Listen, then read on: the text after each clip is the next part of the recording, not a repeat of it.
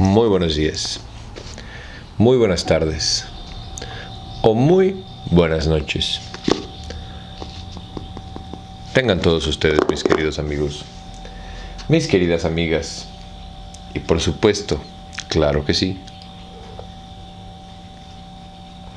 pues todos ustedes los que están en medio, bienvenidos una vez más a su programa favorito,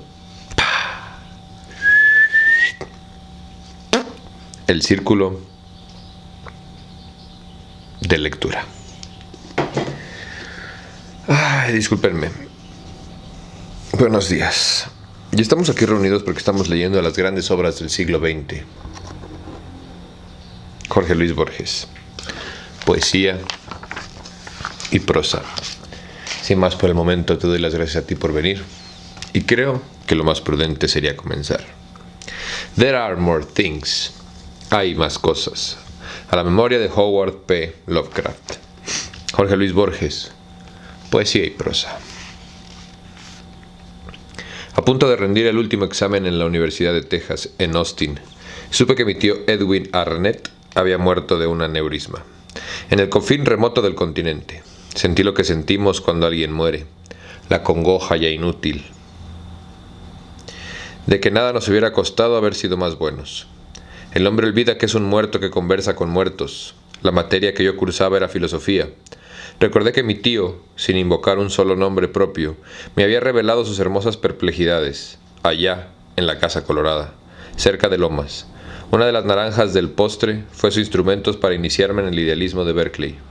El tablero de ajedrez le bastó para las paradojas eleáticas. Años después me prestaría los tratados de Hinton, que quiere demostrar la realidad de una cuarta dimensión del espacio, que el lector puede intuir mediante complicados ejercicios con cubos de colores. No olvidaré los prismas y pirámides que erigimos en el piso del escritorio. Mi tío era ingeniero.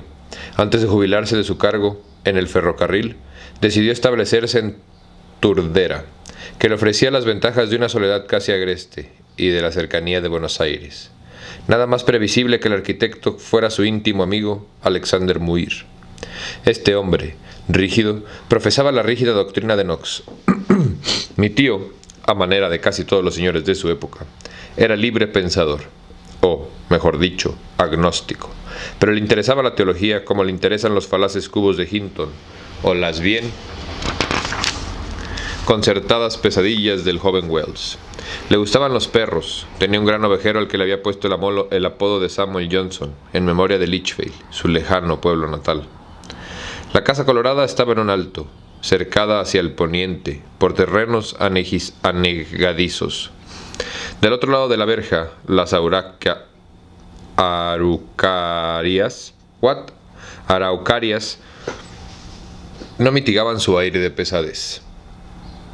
En lugar de azoteas había tejados de pizarra a dos aguas y una torre cuadrada con un reloj que parecían oprimir las paredes y las parcas ventanas. De chico, yo aceptaba esas fealdades como se aceptan esas cosas incompatibles que solo por razón de coexistir llevan el nombre de universo. Regresé a la patria en 1921. Para evitar litigios, habían rematado la casa. La adquirió un forastero, Max Praetorius, que abonó el doble de la suma ofrecida por el mejor postor. Firmada la escritura, llegó al atardecer con 2 asistentes y tiraron un vaciadero, no lejos del camino de las tropas, todos los muebles, todos los libros y todos los enseres de la casa. Recordé con tristeza los diagramas de los volúmenes de Hinton y la gran esfera terráquea. Al otro día, fue a conversar con Muir y le propuso ciertas refacciones. Que éste rechazó con indignación. Ulteriormente, una empresa de la capital se encargó de la obra. Los carpinteros de la localidad se negaron a mueblear de nuevo la casa. Un tal Mariani, de Glue, aceptó al fin las condiciones que le impuso Pretorius. Durante una quincena tuvo que trabajar de noche a puertas cerradas. Fue asimismo de noche que se instaló en la Casa Colorada el nuevo habitante. Las ventanas ya no se abrieron, pero en la oscuridad se divisaban grietas de luz. El lechero de una mañana con el ovejero muerto en la acera, decapitado y mutilado. En el invierno talaron las araucarias. Nadie volvió a ver a Pretorius, que, según parece, no tardó en dejar el país.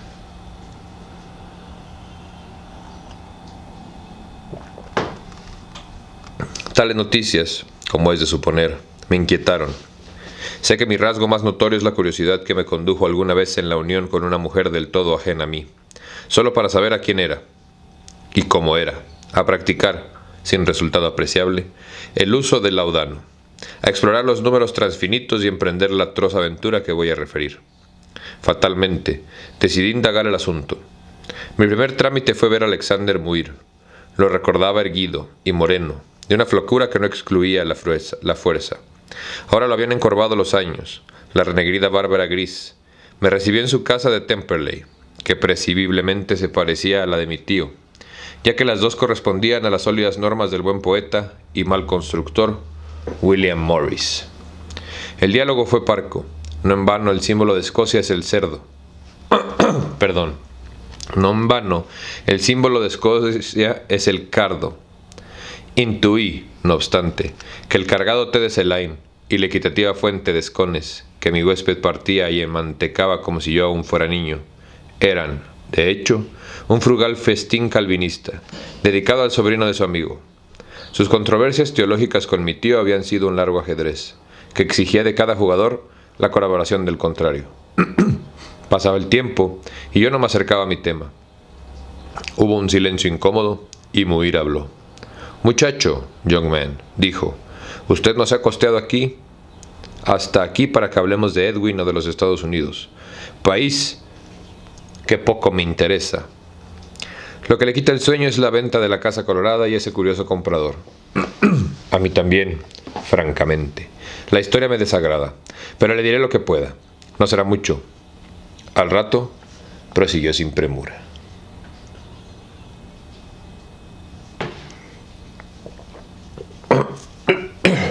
Antes de que Edwin muriera, el intendente me citó en su despacho.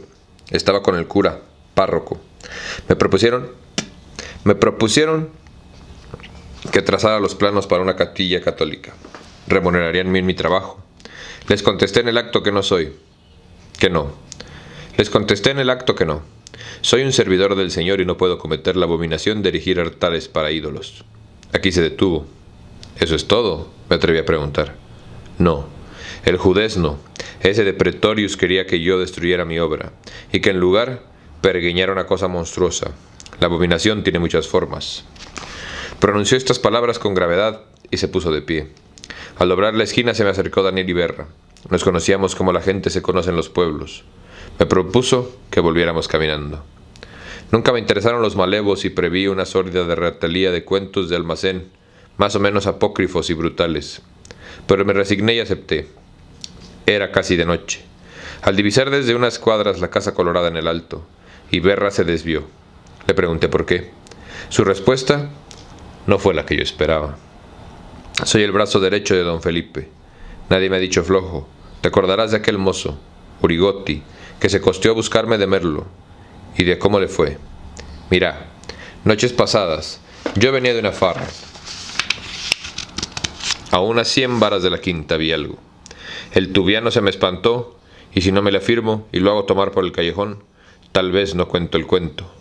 Lo que vi no era para menos. Muy enojado, agregó una mala palabra. Aquella noche no dormí. Hacia el alba soñé con un grabado a la manera de Piranesi, que no había visto nunca o que había visto y olvidado, y que representaba el laberinto. Era un anfiteatro de piedra, cercado de cipreses, y más alto de las copas de los cipreses no había ni puertas ni ventanas, pero sí una hilera infinita de endijas verticales y angostas. Con un vidrio de aumento yo trataba de ver al Minotauro. Al fin lo percibí. Era el monstruo de un monstruo.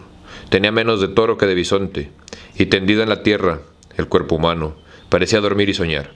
¿Soñar con qué? ¿O con quién? Esa tarde pasé frente a la casa. El portón de la verja estaba cerrado y unos barrotes retorcidos. Lo que antes fue jardín era maleza.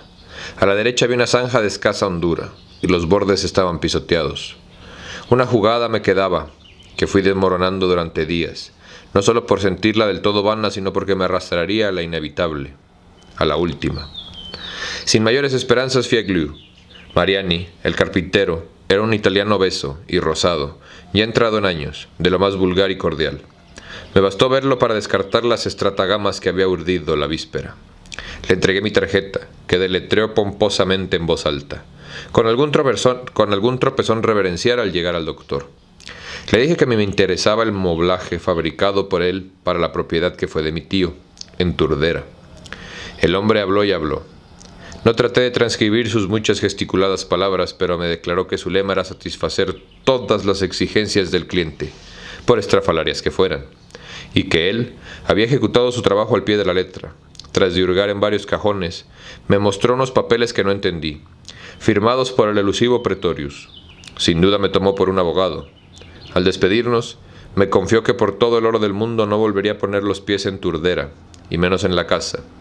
Agregó que el cliente es sagrado, pero que en su humilde opinión, el señor Pretorius estaba loco. Luego se calló, arrepentido. Nada más pude sonsacarle. Ya había visto ese fracaso, pero una cosa es prever algo y otra que ocurra. Repetidas veces me dijo que no hay otro enigma que el tiempo. Esa infinita urdimbre del ayer, del hoy, del porvenir, del siempre y del nunca. Esas profundas reflexiones resultaron inútiles. Tras de consagrar la tarde al estudio de Schopenhauer o de Royce, yo rondaba, noche tras noche, por los caminos de tierra que cercan la Casa Colorada. Algunas veces divisé arriba una luz muy blanca, otras creí oír un gemido. Así hasta el 19 de enero. Fue uno de esos días de Buenos Aires en el que el hombre se siente no solo maltratado y ultrajado por el verano, sino hasta envilecido. Serían las 11 de la noche cuando se desplomó la tormenta. Primero, el viento sur y después el agua a raudales. Erré buscando un árbol. A la brusca luz de un relámpago me hallé, a unos pasos de la verja. No sé si con temor o con esperanza probé el portón. Inesperadamente cedió. Avancé, empujado por la tormenta. El cielo y la tierra me contaminaban. También la puerta de la casa estaba a medio abrir. Una racha de lluvia me azotó la cara y entré. Adentro habían levantado las baldosas y pisé pasto desgreñado. Un olor dulce y nauseabundo penetraba la casa. A izquierda o a derecha, no sé muy bien, tropecé con una rampa de piedra. Apresuradamente subí. Casi sin proponérmelo hice girar la llave de la luz. El comedor y la biblioteca de mis recuerdos eran ahora, derribada la pared divisoria, una sola gran pared desmantelada con uno que otro mueble. No trataré de describirlos, porque no estoy seguro de haberlos visto. Pese a la despiadada luz blanca, me explicaré. Para ver una cosa hay que comprenderla. El sillón presupone el cuerpo humano, sus articulaciones y sus partes, las tijeras, el acto de cortar. ¿Qué decir de una lámpara o de un vehículo? El salvaje no puede percibir la Biblia del misionero. El pasajero no ve el mismo cordaje que los hombres de a bordo. Si viéramos realmente el universo, tal vez lo entenderíamos.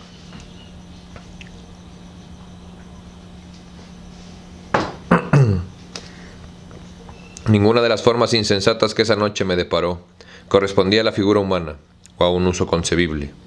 Sentí repulsión y terror. En uno de los ángulos descubrí una escalera vertical que daba al otro piso.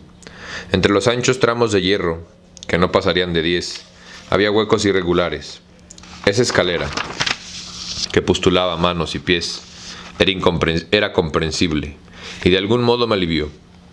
Apagué la luz y aguardé un tiempo en la oscuridad. No oí el menor sonido, pero la presencia de las cosas incomprensibles me perturbaba. Al final me decidí. Ya arriba, mi temerosa mano hizo girar por segunda vez la llave de la luz. La pesadilla que prefiguraba el piso inferior se agitaba y florecía en el último. Había muchos objetos o unos pocos objetos entretejidos. Recuperó ahora con una suerte de larga mesa operatoria muy alta en forma de U, con hoyos circulares en los extremos. Pensé que podría ser el lecho del habitante, cuya monstruosa anatomía se revelaba así, oblicuamente, como la de un animal o de un dios, por su sombra. De alguna página de Lucano, leída hace años y olvidada, vino a mi boca la palabra anisvena, que sugería, pero que no agotaba por cierto lo que verían luego mis ojos. Asimismo recuerdo una V de espejos que se perdía en la tiniebla superior. ¿Cómo sería el habitante? ¿Qué podía buscar en este planeta? No menos atroz para él que para nosotros. ¿Desde qué secretas regiones de la astronomía o del tiempo? ¿Desde qué antiguo y ahora incalculable crepúsculo habría alcanzado este rabal sudamericano y esta precisa noche? Me sentí un intruso en el caos. Afuera había cesado la lluvia. Miré el reloj y vi con asombro que eran casi las 2. Dejé la luz prendida y acometí cautelosamente el descenso. Bajar por donde había subido no era imposible. Bajar antes que el habitante volviera. Conjeturé que no había cerrado las 2 puertas porque no sabía hacerlo. Mis pies tocaban el penúltimo tramo de la escalera cuando sentí que algo ascendía por la rampa. Opresivo y lento y plural. La curiosidad pudo más que el miedo. Y no cerré los ojos.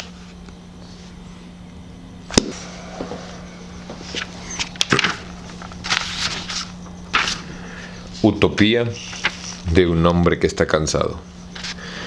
Llamo la utopía, voz griega cuyo significado es no hay tal lugar. Quevedo.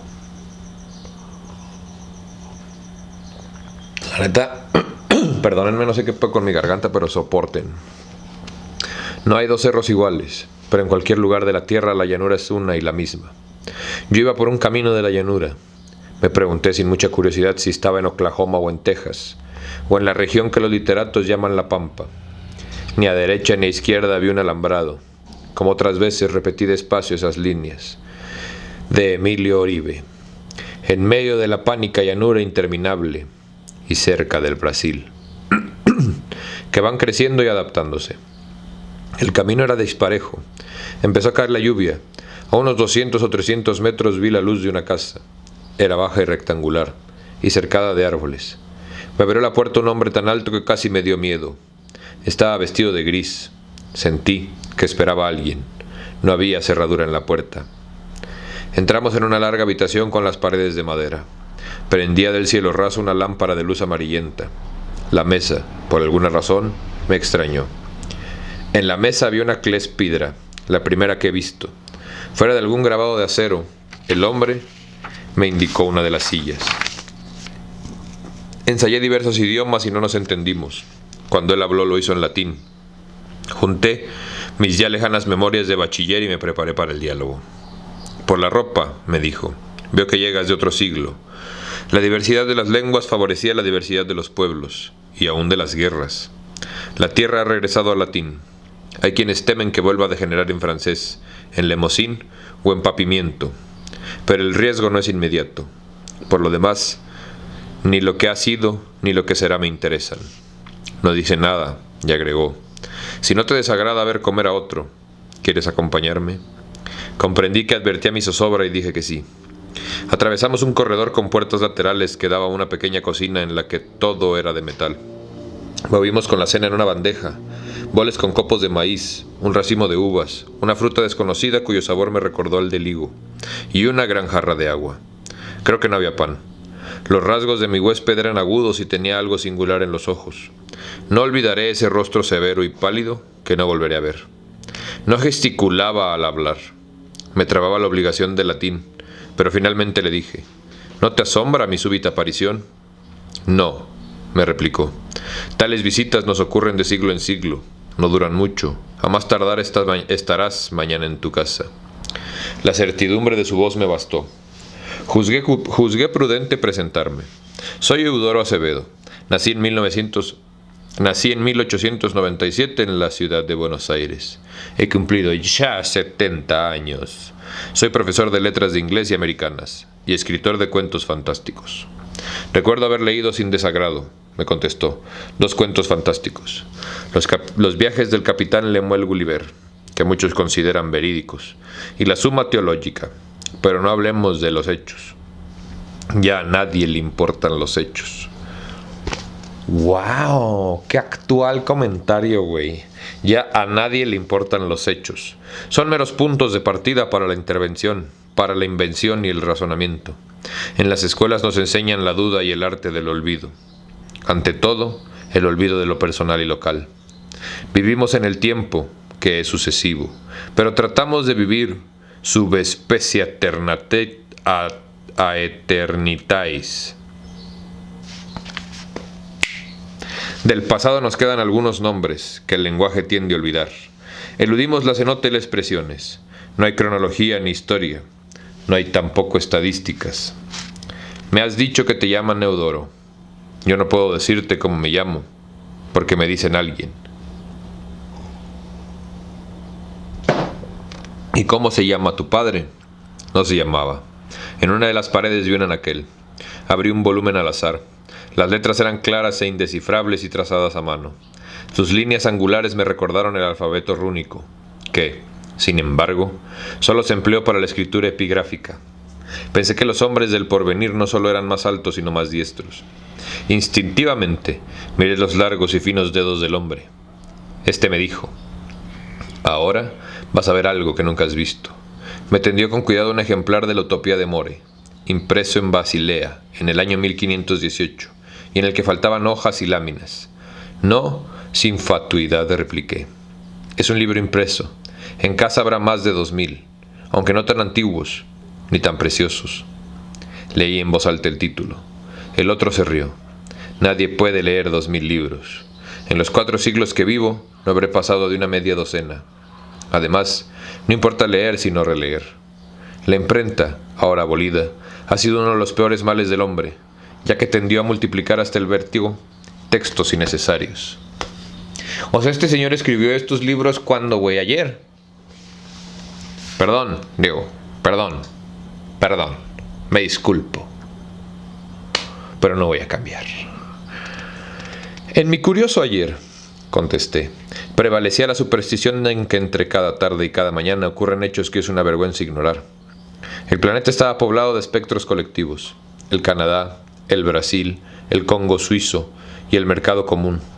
Casi nadie sabía la historia previa de esos entes platónicos. Congo suizo, no africano.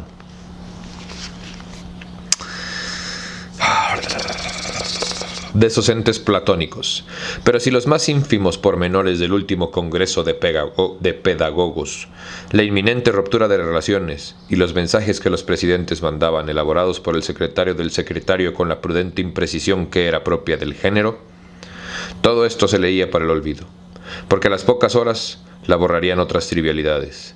De todas las funciones, la del político era sin duda la más pública.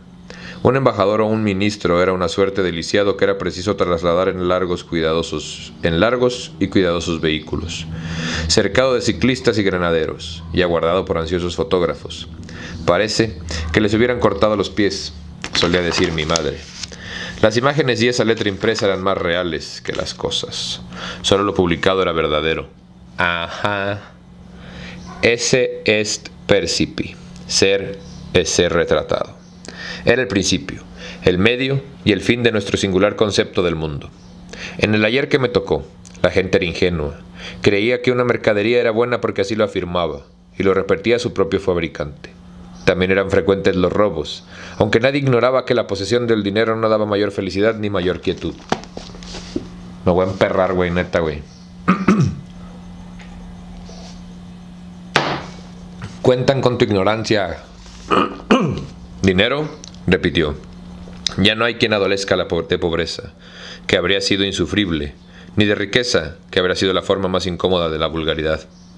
Cada cual ejerce un oficio, como los rabinos, le dije. Pareció no entender y prosiguió. Tampoco hay ciudades. A juzgar por las ruinas de Bahía Blanca, que tuve la curiosidad de explorar, no se ha perdido mucho, ya que no hay posesiones, no hay herencias. Cuando el hombre madura a los 100 años, está listo a enfrentarse consigo mismo y con su solemnidad. Ya ha engendrado un hijo. ¿Un hijo?, pregunté. Sí, uno solo. No conviene fomentar el género humano. Hay quienes piensan que es un órgano de la divinidad, para tener conciencia del universo, pero nadie sabe con certidumbre si hay tal divinidad. Creo que ahora se discuten las ventajas y desventajas de un suicidio gradual o simultáneo de todos los hombres del mundo. Pero volvamos a lo nuestro. Asentí. Cumplidos los 100 años, el individuo puede prescindir del amor y de la amistad. Los males y la muerte involuntaria no lo amenazan. Ejerce alguna de las artes, la filosofía, las matemáticas, o juega un ajedrez solitario. Cuando quiere, se mata. Dueño el hombre de su vida, lo es también de su muerte. ¿Se trata de una cita?, le pregunté. Seguramente. Ya no nos quedan más que citas. La lengua es un sistema de citas. ¿Y la grande aventura de mi tiempo? ¿Los viajes espaciales? Le dije. Hace ya siglos que hemos renunciado a estas traslaciones, que fueron ciertamente admirables. Nunca pudimos evadirnos de un aquí y de una ahora. Con una sonrisa agregó. Además, todo viaje es espacial. Ir de un planeta a otro es como ir a la granja de enfrente. Cuando usted entró en este cuarto estaba ejecutando un viaje espacial. Así es, repliqué. También se hablaba de sustancias químicas y de animales zoológicos.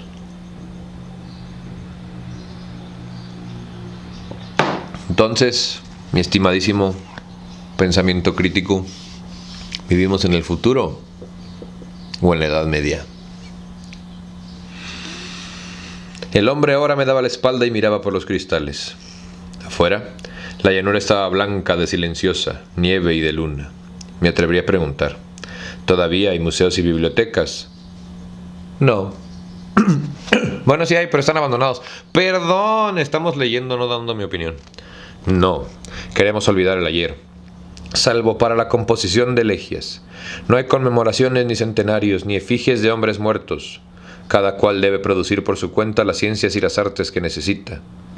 En tal caso, cada cual debe ser su propio Bernard Shaw, su propio Jesucristo y su propio Arquímedes. Asintió, sin ninguna palabra inquirí. ¿Qué sucedió con los gobiernos? Según la tradición fueron cayendo gradualmente en desuso. Llamaban a elecciones, declaraban guerras, imponían tarifas, confiscaban fortunas, ordenaban arrestos y pretendían imponer la censura. Y nadie en el planeta los atacaba. La prensa dejó de publicar sus colaboraciones y sus efigies. Los políticos tuvieron que buscar oficios honestos. Algunos fueron cómicos o buenos curanderos. La realidad sin duda habrá sido más compleja que este resumen. Cambió de tono y dijo: he construido esta casa, que es igual a todas las otras. He labrado estos muebles y estos enseres. He trabajado el campo que otros cuya cara no he visto trabajarán mejor que yo. Puedo mostrarte algunas cosas. Lo seguía a una pieza contigua. Encendió una lámpara que también pendía del cielo raso. En un rincón vi un arpa de pocas cuerdas. En las paredes había telas rectangulares en las que predominaban los tonos del color amarillo. No parecían proceder de la misma mano. Esta es mi obra, declaró. Examiné las telas y me detuve ante la más pequeña que figuraba, o sugería, una puesta de sol y que encerraba algo infinito. Sí, si te gusta puedes llevártela, como recuerdo de un amigo futuro, dijo con palabra tranquila. Le agradecí, pero otras telas me inquietaron. No diré que estaban en blanco, pero sí casi en blanco.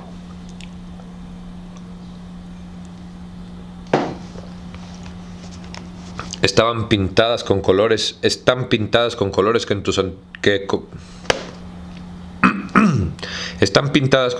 que tus antiguos ojos no pueden ver.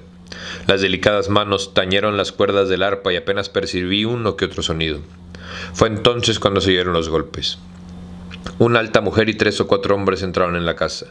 Diríase que eran hermanos, o que los había igualado el tiempo. Mi huésped habló primero con la mujer. Sabía que esta noche no faltarías. ¿Lo has visto a Nils? De tarde en tarde. Sigue siempre entregado a la pintura. Esperemos que con mejor fortuna que su padre. Manuscritos, cuadros, muebles, enseres. No dejamos nada en la casa. La mujer trabajó a la par de los hombres. Me avergoncé de mi flaqueza, que casi no me permitía ayudarlos. Nadie cerró la puerta y salimos cargados con las cosas. Noté que el techo era 2 aguas. A los 15 minutos de caminar, doblamos por la izquierda. En el fondo divisé una suerte de torre, coronada por una cúpula. Es el crematorio, dijo alguien. Adentro está la cámara letal. Dicen que la invitó un filántropo cuyo nombre, creo, era Adolfo Hitler. Filántropo. El cuidador, cuya estatura no me asombró, nos abrió la verja. Mi huésped susurró unas palabras. Antes de entrar en el recinto se despidió con un ademán. La nieve seguirá, anunció la mujer. En mi escritorio de la calle México guardo la tela que alguien pintará dentro de miles de años con materiales hoy dispersos en el planeta. Filántropo, dijeron, güey. ¿Dónde dejé el pinche espejo ese que nos vendieron como aparato inteligente? Ya lo vi. Te voy a leer la definición de filántropo, güey. Me parece muy interesante cómo un argentino define filántropo. Cómo un argentino tiene esa imagen de esta persona, güey. Y cómo tal vez no es solamente que sea argentino, güey, sino que la temporalidad que le han dado al señor Adolfo es diferente a la que nos hemos nosotros recibido, vaya, ¿no? Filántropo, de la Real Academia Española. Nombre masculino y femenino. Persona que se distingue por el amor a sus semejantes y por sus obras en bien de la comunidad. Usado también como adjetivo. Y yo he leído a bastantes intelectuales, güey, que dicen sobre este señor en particular que la realidad de las cosas es que nos contaron una historia diferente a la que ya existe. No sé qué decirte, güey. La neta, últimamente he traído mucho ese pensamiento y pues a veces les confieso que me gustaría ser ignorante, pero luego veo al resto de la gente y se me quita.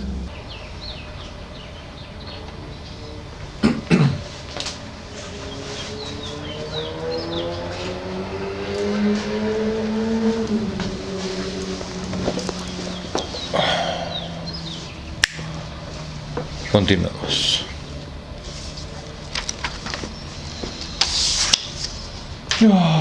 Muchísimas gracias a ti por venir, oye.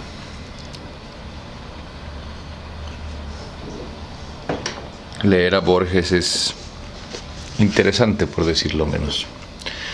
Y ya vamos casi cerrando esta pieza. El soborno. La historia que refiero es la de dos hombres, o más bien, la de un episodio en el que intervinieron dos hombres. El hecho mismo, nada singular ni fantástico, importa menos que el carácter de sus protagonistas. Ambos pecaron por vanidad, pero de un modo harto distinto y con resultado distinto. La anécdota, en realidad no es mucho más. Ocurrió hace muy poco, en uno de los estados de América. Entiendo que no pudo haber ocurrido en otro lugar. A fines de 1961, en la Universidad de Texas, en Austin, tuve ocasión de conversar largamente con uno de los dos, el doctor Ezra Winthrop. Era profesor de inglés antiguo. No aprobaba el empleo de la palabra anglosajón, que sugiere un artefacto hecho de dos piezas. Recuerdo que sin contradecirme una sola vez corrigió mis muchos errores y temerarias presunciones. Me dijeron que en los exámenes prefería no formular una sola pregunta. Invitaba al alumno a discurrir sobre tal o cual tema, dejando a su elección el punto preciso. De vieja raíz puritana, oriundo de Boston, le había costado hacerse a los hábitos y prejuicios del sur. Extrañaba la nieve, pero he observado que la gente del norte le enseña a precaverse del frío, como a nosotros del calor. Guardo la imagen ya borrosa de un hombre más bien alto, de pelo gris, menos ágil que fuerte. Más claro es mi recuerdo de su colega, Herbert Locke, que me dio un ejemplar de su libro Toward a History of the Kenning, donde se lee que los sajones no tardaron en prescindir de estas metáforas en un tanto mecánicas, camino de la ballena por mar, halcón de batalla por águila, en tanto que los poetas escandinavos las fueron combinando y entrelazando hasta lo intrexicable. He mencionado a Herbert Locke porque es parte integral de mi relato. Arribo ahora al islandés Erik Einarsson, acaso el verdadero protagonista. No lo vi nunca. Llegó a Texas en 1969, cuando yo estaba en Cambridge, pero las cartas de un amigo común, Ramón Martínez López, me han dejado la convicción de conocerlo íntimamente. Sé que es impetuoso, enérgico y frío. En una tierra de hombres altos, es alto. Dado su pelo rojo, era inevitable que los estudiantes lo apodaran Érico el Rojo. Opinaban que el uso del slang forzosamente erróneo hace del extranjero un intruso, y no condescendió nunca al ok. Buen investigador de las lenguas nórdicas, del inglés, del latín, y aunque no lo confesara, del alemán. Pero le costó abrirse paso en las universidades de América. Su primer trabajo fue una monografía sobre los 4 artículos que dedicó de Quincy al flujo que ha dejado el danés en la región lacustre de Westmoreland. La siguió una segunda sobre el dialecto de los campesinos de Yorkshire. Ambos estudios fueron bien acogidos, pero Einarsson pensó que su carrera precisaba algún elemento de asombro. En 1970 publicó en Yale una copiosa edición crítica de la balada de Maldon. El scholarship de las notas era innegable, pero ciertas hipótesis del prefacio suscitaron alguna discusión en los casi secretos círculos académicos. Einarsson afirmaba, por ejemplo, que el estilo de la balada es afín, siquiera de un modo lejano, al fragmento heroico de Finchbruch, no a la retórica pausada de Beowulf, y que su manejo de conmovedores rasgos, circunstancias, prefigura curiosamente los métodos de no sin justicia, los métodos que no sin justicia admiramos en las sagas de Islandia. Enmendó asimismo varias lecciones del texto de Elphinstone. Y en 1969 había sido nombrado profesor en la Universidad de Texas. Según es fama, son habituales en las universidades americanas los congresos del germanistas. Al Dr. Winthrop le había tocado en suerte en el turno anterior. En East Lansing, el jefe del departamento que preparaba su año sabático le pidió que pensara en un candidato para la próxima sesión de Wisconsin. Por lo demás, estos no pasaban de 2: Herbert Locke o Erik Einarsson.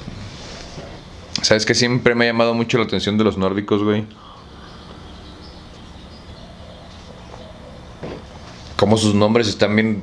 O sea, de que Sven, hijo de, ¿no? Einarsson, el hijo de Einar. Digo, a mí me llama la atención, güey. Winthrop, como Carlyle, había renunciado a la fe puritana de sus mayores, pero no al sentido de la ética. No había declinado dar el consejo. Su deber era claro. Herbert Locke, desde 1954, no le había escatimado su ayuda para cierta edición anotada de la gesta de Beowulf, que en determinadas casas de estudio había reemplazado el manejo de la Claeber. Estaba ahora compilando una obra muy útil para la germanística, un diccionario inglés anglosajón que ahorrara a los lectores el examen, muchas veces inútil, de los diccionarios etimológicos. Einarsson era harto más joven. Su petulancia le granjeaba la versión general, sin excluir la de Winthrop. La edición crítica de Finchbruch había contribuido no poco a difundir su nombre. Era fácilmente polémico. En el Congreso haría mejor papel que el taciturno y tímido Locke. En esas cavilaciones estaba Winthrop cuando el hecho ocurrió. En Yale apareció un extenso artículo sobre la enseñanza universitaria de la literatura y de la lengua de los anglosajones. Al pie de la última página se leían las transparentes iniciales E.E. Y como para alejar cualquier duda, el nombre de Texas. El artículo, redactado en un correcto inglés de extranjero, no se permitía la menor incivilización, pero encerraba cierta violencia. Arguía que iniciar aquel estudio por la gesta de Beowulf, obra de fecha arcaica, pero de estilo pseudo-virgiliano y retórico, era no menos arbitrario que iniciar el estudio del inglés por los intrincados versos de Milton. Aconsejaba una inversión del orden cronológico, empezar por la sepultura del siglo XI, que deja traslucir al idioma actual, y luego retroceder hasta los orígenes. En lo que a Beowulf se refiere, bastaba con algún fragmento extraído del tedioso conjunto de 3.000 líneas. Por ejemplo, los ritos funerarios de Sigurd, que vuelve al mar y vino del mar. No se mencionaba una sola vez el nombre de Winthrop, pero éste se sintió persistentemente agredido. Tal circunstancia le importaba menos que el hecho de que impugnaran su método pedagógico. Faltaban pocos días. Winthrop quería ser justo y no podía permitir que el escrito de Einarsson, ya releído y comentado por muchos, influyera en su decisión. Esta le dio no poco trabajo. Cierta mañana, Winthrop conversó con su jefe, Esa misma tarde, Einarsson recibió el encargo oficial de viajar a Wisconsin. La víspera del 19 de marzo, día de la partida, Einarsson se presentó en el despacho de Ezra Winthrop. Venía a despedirse y agradecerle. Una de las ventanas daba a la calle arbolada y oblicua, y lo rodeaban anaqueles de libros. Einarsson no tardó en reconocer la primera edición de la Edda Islandorum, encuadernada en pergamino. Winthrop contestó que sabía que el otro desempeñaría bien su misión, y que no tenía nada que agradecerle. El diálogo, si no me engaño, fue largo. «Hablemos con franqueza», dijo Einarsson.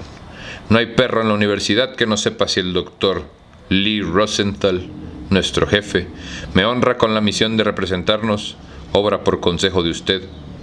Trataré de no defraudarlos. Soy un buen germanista. La lengua de mi infancia es la de las sagas y pronuncio el anglosajón mejor que mis colegas británicos. Mis estudiantes me dicen sinning, no cunning. Saben también que les está absolutamente prohibido fumar en clase y que no pueden presentarse disfrazados de hippies. En cuanto a mi frustrado rival, sería de pésimo gusto que yo lo criticara. Sobre la Kenning, demuestra no solo el examen de las fuentes originales, sino de los pertinentes trabajos de Meissner y de Marquard. Dejemos esas fusilerías. Yo le debo a usted, doctor Winthrop, una explicación personal. Dejé mi patria a fines de 1967. Cuando alguien se resuelve a emigrar a un país lejano, se impone fatalmente la obligación de adelantar en ese país. Mis dos opúsculos iniciales, de índole estrictamente filológica, no respondían a otro fin que probar mi capacidad. Ello, evidentemente, no bastaba. Siempre me había interesado la balada de Maldon, que puedo repetir de memoria.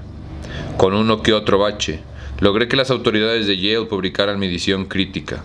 La balada registra, como usted sabe, una victoria escandinava, pero en cuanto al concepto de que influyó en las ulteriores sagas de Islandia, lo juzgo inadmisible y absurdo.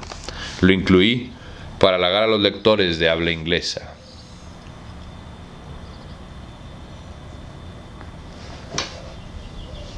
Arriba ahora a lo esencial. Mi nota polémica del Yale Monthly, como usted no ignora, justifica, o quiere justificar, mi sistema, pero deliberadamente exagera las inconvenientes del suyo, que, a trueque de imponer a los alumnos el tedio de 3000 intrincados versos consecutivos que narran una historia confusa, los dota de un copioso vocabulario que les permitiría gozar, si no han desertado, del corpus de las letras anglosajonas. Ir a Wisconsin era mi verdadero propósito. Usted y yo, mi querido amigo, sabemos que los congresos son tonterías, que ocasionan gastos inútiles, pero que pueden convenir en un currículum. Winthrop lo miró con sorpresa. Era inteligente, pero propendía a tomar en serio las cosas, incluso los congresos y el universo, que bien puede ser una broma cósmica. Einarsson prosiguió. Usted recordará tal vez nuestro primer diálogo. Yo había llegado a Nueva York. Era un domingo. El comedor de la universidad estaba cerrado y fuimos a almorzar al Nighthawk. Halcón negro. Halcón de la noche, perdón. Fue entonces cuando aprendí muchas cosas. Como buen europeo, yo siempre había presupuesto que la guerra civil fue una cruzada contra los esclavistas. Usted argumentó que el sur estaba en su derecho al querer separarse de la Unión y mantener sus instituciones. Para dar mayor fuerza a lo que afirmaba, me dijo que usted era del norte y que uno de sus mayores había militado en las filas de Henry Halleck. Ponderó asimismo el coraje de los confederados. A diferencia de los demás, yo sé casi inmediatamente quién es el otro. Esa mañana me bastó. Comprendí, mi querido Winthrop, que a usted lo rige la curiosa pasión americana de la imparcialidad. Quiere, ante todo, ser fair-minded. Precisamente por ser hombre del norte, trato de comprender y justificar la causa del sur. En cuanto supe que mi viaje a Wisconsin dependía de unas palabras suyas a Rosenthal, resolví aprovechar de mi pequeño descubrimiento. Comprendí que impugnar la metodología que usted siempre observa en la cátedra era el medio más eficaz de obtener su voto. Redacté en el acto mi tesis. Los hábitos del Monthly me obligaron al uso de iniciales, pero hice todo lo posible para que no quedara la menor duda sobre la identidad del autor. La confié incluso a muchos colegas. Hubo un largo silencio. Winthrop fue el primero en romperlo. Ahora comprendo, dijo. Yo soy viejo amigo de Herbert, cuya labor, Usted, cuya labor estimo, usted, directa o indirectamente, me atacó. Negarle mi voto hubiera sido una suerte de represalia. Confronté los méritos a los dos, y el resultado fue el que usted sabe. Agregó como si pensara en voz alta. He cedido tal vez a la vanidad de no ser vengativo. Como usted ve, su estratagema no le falló. Estratagema es la palabra justa, replicó Irnarsson, pero no me arrepiento de lo que hice. Actuaré del modo mejor para nuestra casa de estudios. Por lo demás, yo había resuelto ir a Wisconsin. Mi primer Viking, dijo Winthrop, y lo miró en los ojos. Otra superstición romántica. No basta ser escandinavo para descender de los Vikings. Mis padres fueron buenos pastores de la iglesia evangélica. Al principio del siglo X, mis mayores fueron acaso buenos sacerdotes de Thor. En mi familia no hubo, que yo sepa, gente de mar. En la mía hubo muchos, contestó Winthrop. Sin embargo, no somos tan distintos. Un pecado nos une: la vanidad. Usted me ha visitado para jactarse de su ingeniosa estratagema. Yo lo apoyé para jactarme de ser un hombre recto. Otra cosa nos une, respondió Einarsson: la nacionalidad. Soy ciudadano americano. Mi destino está aquí, no en la última azul. Usted dirá que un pasaporte no modifica la índole de un hombre. Se estrecharon la mano y se despidieron.